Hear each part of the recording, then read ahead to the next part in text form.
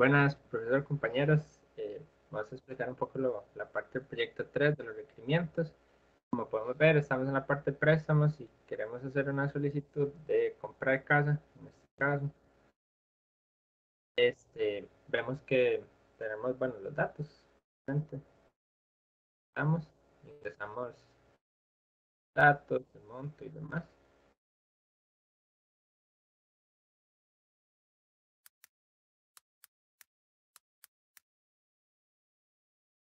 Una vez que se le da a tramitar a la calculadora, vemos que tenemos los detalles del crédito. Dichos detalles, como la tasa de interés y demás, son traídos de base de datos.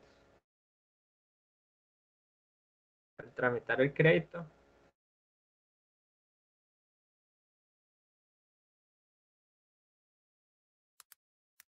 vemos que tenemos el formulario para rellenar la información personal.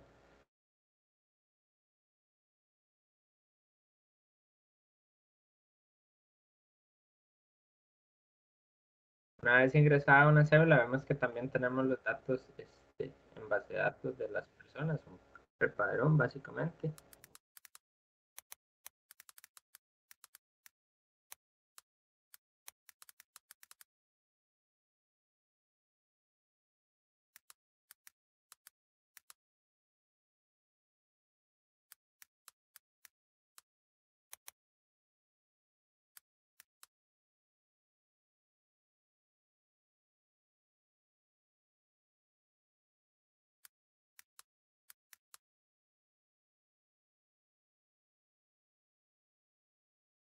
Una vez llenado todo el formulario, al darle tramitar, este, la información del formulario y la información del crédito se guardan en base de datos y a su vez se hace un envío del correo con la información al cliente. Como podemos ver, ahí ya se le avisó que la solicitud está siendo procesada, y también al analista de crédito, que es el que se encarga del proceso de aprobación. También le llega el correo. Y básicamente por ese lado sería la parte de créditos y los CRUDs necesarios para el proyecto.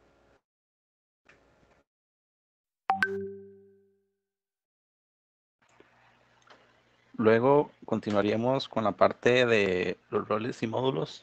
En este caso iniciaríamos con la parte del tramitador.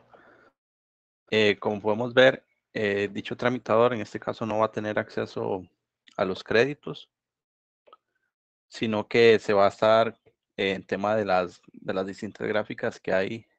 Podemos ingresar al apartado de créditos y como vemos el acceso pues es denegado, esto en base al rol que tiene. Pero si ingresamos al apartado correspondiente, este podrá visualizar la información sin ningún tipo de problema. Y después, por el otro lado, tendríamos el analista, que pues, como vemos, él no tiene el acceso a las gráficas, como mencionamos anteriormente, donde se va a desplegar que el acceso es denegado.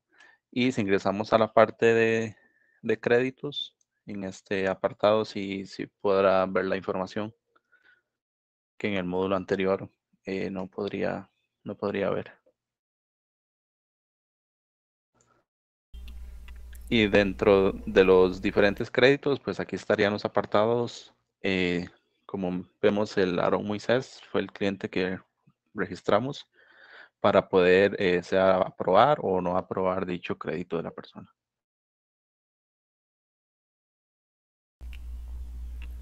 Después, continuando con la parte del administrador, del tramitador, tendríamos las estadísticas, donde podemos ver las estadísticas de créditos y de usuarios, donde en los créditos vamos a obtener la gráfica de los créditos donde se realizan clics o donde está el posicionamiento del cursor. Aquí se muestran en un principio los datos generalizados, sin ningún tipo de filtro anteriormente, sino vamos a tener desde el día 1 hasta el día actual de los créditos donde se haya realizado los clics o los posicionamientos.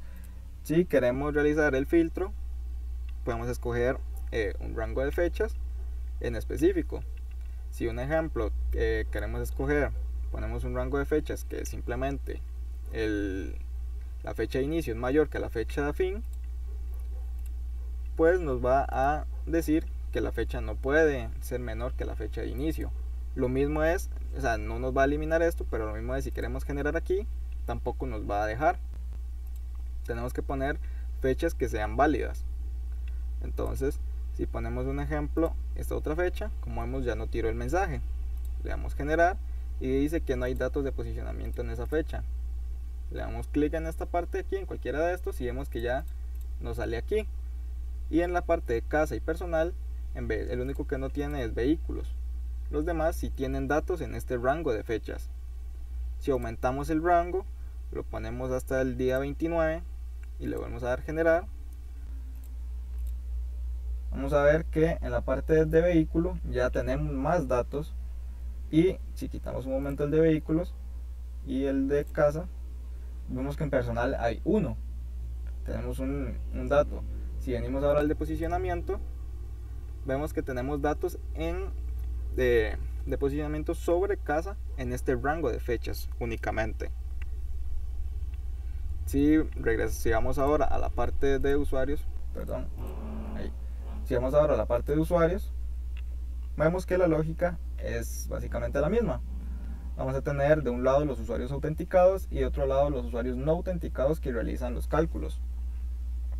Si igualmente queremos realizar el filtrado, ejemplo igual desde esta fecha a ejemplo aquí al 4 del 3 y le damos generar, dice que no hay datos de usuarios autenticados en ese rango de fechas. Si venimos aquí, vemos que tiene razón.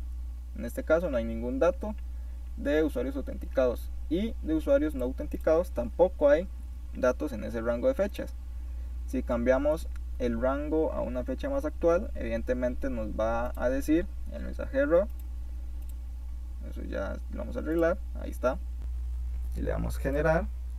Dice que no hay datos de usuarios autenticados y de no autenticados tampoco. Bueno, perdón, de no autenticados. De autenticados sí, que es el dato que acabamos de realizar.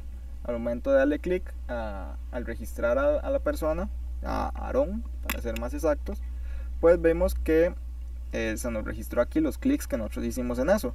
No hubo datos no autenticados porque nosotros ya estábamos, ya habíamos iniciado sesión previamente para agilizar un poco más la parte del video. Pero vemos que aquí nos registró los datos de esta fecha, del 17, o sea, de ayer a hoy. Nada más tenemos dos clics sobre sobre el crédito de casa. Después, en las configuraciones, tenemos estas dos formas: la tasa de interés, el tipo de cambio y el registrar administrador. En la tasa de interés, básicamente podemos seleccionar el préstamo que nosotros queremos y cambiar la tasa de interés de este. En la parte de los tipos de cambio es la lógica similar. Aquí podemos escoger la moneda que queremos cambiar, ya sea el dólar o el euro, y alternar ya sea la venta o la compra de estos mismos. Esto se puede cambiar y serían datos que se verían reflejados al momento. Si por ejemplo venimos aquí al dólar y cambiamos la venta de 658 a 700 y le damos a actualizar, nos dice que el cambio se ha realizado con éxito. Si venimos aquí, dice que ya la venta ahora vale 700 colones. Después tenemos el módulo para registrar administradores. Luego, bueno, como vimos en el apartado del tema administrador y demás, aquí podemos asignar los diferentes roles. Entonces, pues como vemos, según esta información, tanto de correo, contraseña, volvemos a confirmar la contraseña y los dos roles que vimos al inicio, que son analista y tramitador, pues ya lo podríamos asignar a la persona correspondiente para que éste tenga los accesos en base a su rol, que sería el apartado del módulo de asignación de roles.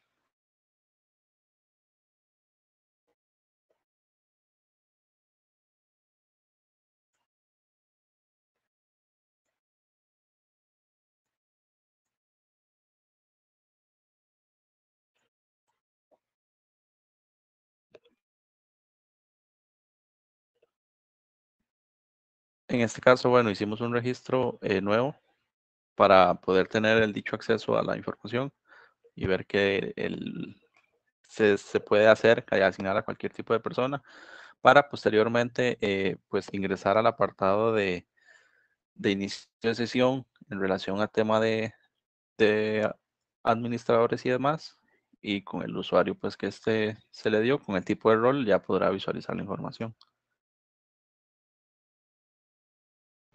Entonces, bueno, nos muestra el ingreso al apartado del tema de admin, y como vemos ya nos visualiza y nos permite o no ver los diferentes apartados. Continuando con la parte del analista, vamos a estar con el usuario que teníamos iniciado sesión previamente, no el que creamos, para poder observar otra parte del envío de correos. Si la persona, vamos a agarrar este usuario, el que acabamos de crear, pero en el que acabamos de ingresar los datos. Si esta persona pues no cumple con los datos o los requerimientos mínimos, pues se le puede aprobar o no el préstamo.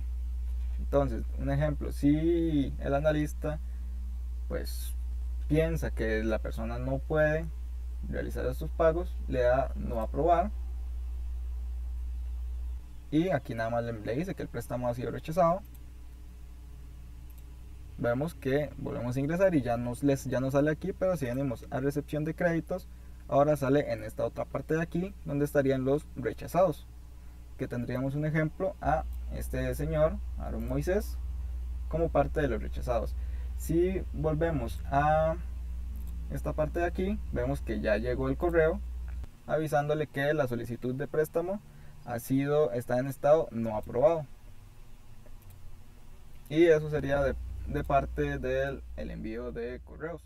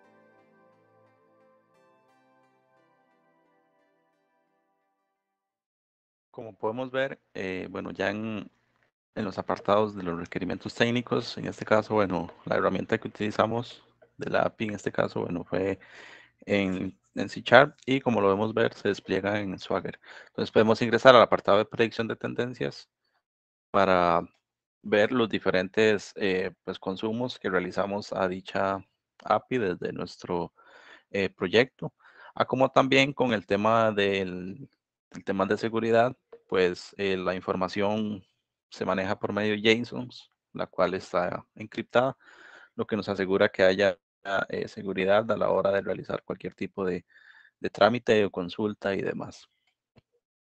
Entonces, esta sería la API que consumimos en dicho proyecto. Y ahora continuaríamos con la parte de las validaciones. Correcto.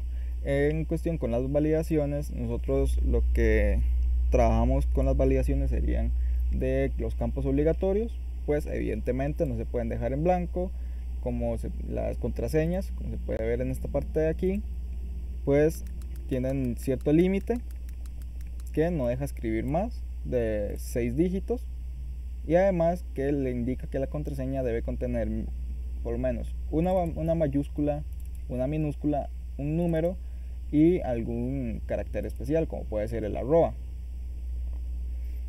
Ya después también tenemos lo de la parte del captcha. Y finalmente lo que tendríamos como parte de las validaciones serían pues que los montos tienen que tener un mínimo y un máximo, o sea, tienen un rango donde si la persona no ingresa ese rango, o sea, el monto que está ingresando no está en ese rango, pues le indica y no lo deja continuar hasta que no ponga el monto pues requerido. También en el apartado de vehículos tenemos una validación para el préstamo de tipo leasing, que únicamente es para automóviles nuevos, o sea, de 0 kilómetros, ya sean híbridos, eléctricos o de gasolina o diésel. Pero esas serían como las validaciones internas que nosotros estamos trabajando. Como podemos ver, básicamente el proyecto está constituido en mayor parte por Angular. Como podemos ver, el lenguaje de programación principal de Angular, o la lógica detrás de Angular, básicamente es TypeScript. No es que está HTML, CSS y JavaScript, pero básicamente el proyecto está construido en Angular y utilizando, bueno, diseños propios, ya lo que es Angular Material y demás, pero básicamente sí, el framework principal es Angular en el proyecto.